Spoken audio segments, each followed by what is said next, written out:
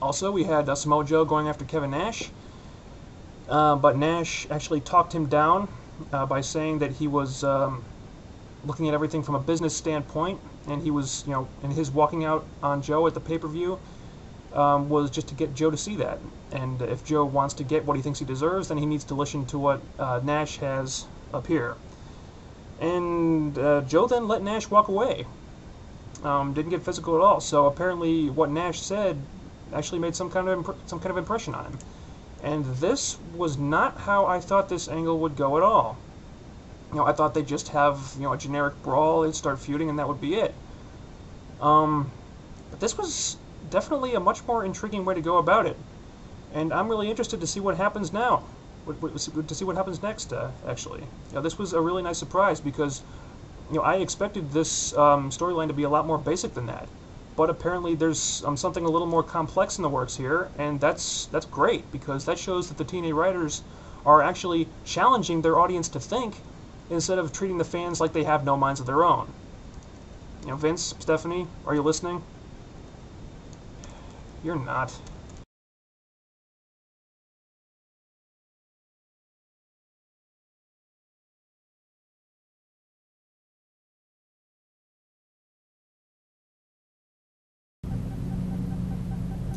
Yep, you read the title of the video right.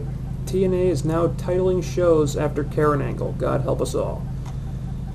He won't have to this week, though, because Karen Angle's involvement on this show was kept to a reasonable level for a change. However, this show demonstrated that the problem she creates, which I talked about in the review last week, is still an issue. And I thought it was kind of funny. Well, funny is the wrong word. Depressing.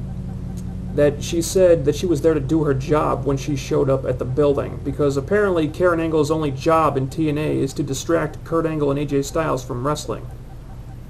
Just think about that for a minute. Anyway, another good show this week. Not quite as good as the last two shows have been, but good enough so that the trend of solid impacts continues. All the positive things I discussed in the last two reviews about longer match time, better pacing, more logical placement of commercials, they all still apply, so I'm not going to get into that again. I'll just be repeating myself. I will say that outside of the World X Cup matches, which have been awesome, we're definitely seeing an increased X Division presence on the show in general. We have the Sanjay Dutt Jay Lethal feud continuing. We had a nice match between AJ Styles and Consequences Creed. So it's starting to feel like the X Division is beginning a bit of a resurgence, which I'm totally in favor of. Of course, Petey Williams remained MIA this week, and that's still a problem. They need to get him back on the show already, because he doesn't even have a challenger for his title at the pay-per-view yet. I know Scott Steiner's out with an injury right now, which might have thrown a monkey wrench into their plans. But seriously, TNA, he's the X Division champion. Take away some screen time from Karen Angle and give it to Petey Williams. Moving on. I'm enjoying these knockout video segments that they've been doing the last 2 weeks with Gail and Angelina. They're just as well done as the VKM rough cut segments were, which is very well done. This documentary shoot format these things use gives everything a very realistic feel with how they milk the real life history between the two, how they knew each other years ago in Border City Wrestling, and Angelina didn't like Gail even back then, but watching Gail kind of lit a fire under her to improve. And I love when TNA uses these types of videos to build feuds, because they're very countdown show-esque in the sense that they make the feud seem so personal and give you a really intimate view into the characters and their lives and relationships that you wouldn't necessarily be privy to if they were just standing in the ring cutting promos on each other. And plus, WWE doesn't do anything like this, so it's something that differentiates TNA from the competition, which is always a good thing. And I hope that TNA will continue to use these types of videos in the future, because they're very, very effective. And while I am a little bit irked that Roxy's feud with Angelina apparently got hijacked away from her, I still like this a lot. Later on in the show, we saw the Awesome Kong Fan Challenge continue, and it looks like I've got some bragging rights now, because my prediction turned out to be correct. Apparently the purpose of this angle was in fact to debut Chantel Taylor with a bang. She jumped out of the crowd and attacked Kong, wanting another shot at her after the match last week, which I thought was very good.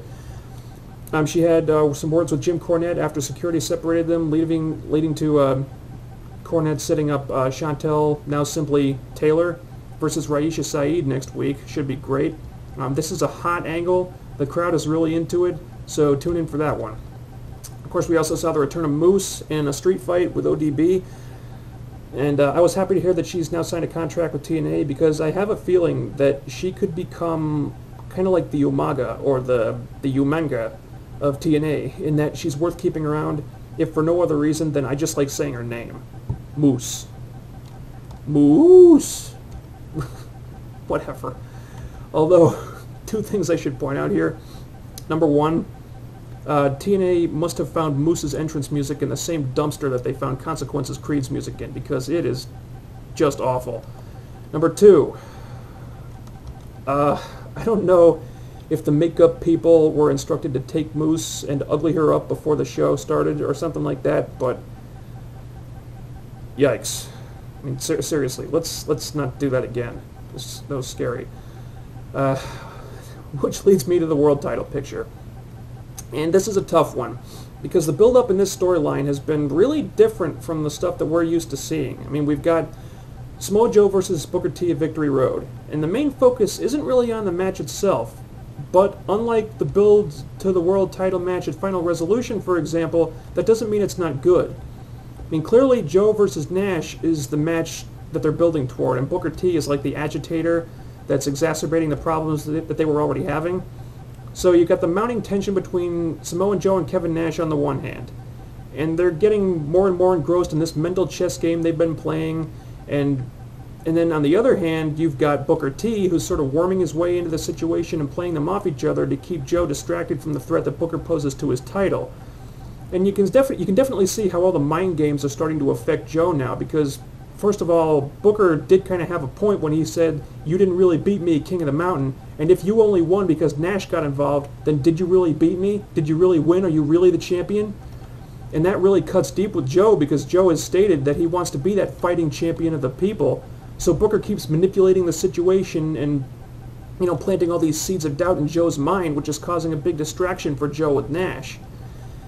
And Nash had that great line, I think it was, I don't know, it was a couple weeks ago, when he said that the business was more mental than physical, which is definitely true for this storyline. You know, it's becoming more and more cerebral, which is kind of rare in pro wrestling these days when you think about it. I mean, pretty much since 2001, we've gotten used to feuds being mostly about, I'm going to kick your ass. No, I'm going to kick your ass. No, I'm going to kick your ass. And then there's people hitting each other with chairs and sledgehammers and so on and so forth. So this is a really unconventional way to book a title feud. And if you take it at face value, it might seem like they're focusing on the Joe Nash dynamic a little too much and not paying enough attention to the World Championship. But the more you think about it, the more you start to see that this storyline is actually working on a bunch of different levels. And I'm getting more and more intrigued with this thing by the week. I'm not anticipating the match as much as the angle necessarily, because I don't know what kind of match it's going to be exactly, since Joe and Booker is a pretty big contrast in styles. I don't know how they're going to match up. But I'm dying to see this thing just so I can see what happens with the storyline between these three guys. Because there's an attention to subtlety and psychology and character development at work here that you rarely see in pro wrestling anymore. And the TNA writers are definitely asking the fans to use their brains a little bit, and the fact that I've now spent almost friggin' half the video talking about this one storyline shows that they're succeeding. So, well done, TNA. Well done.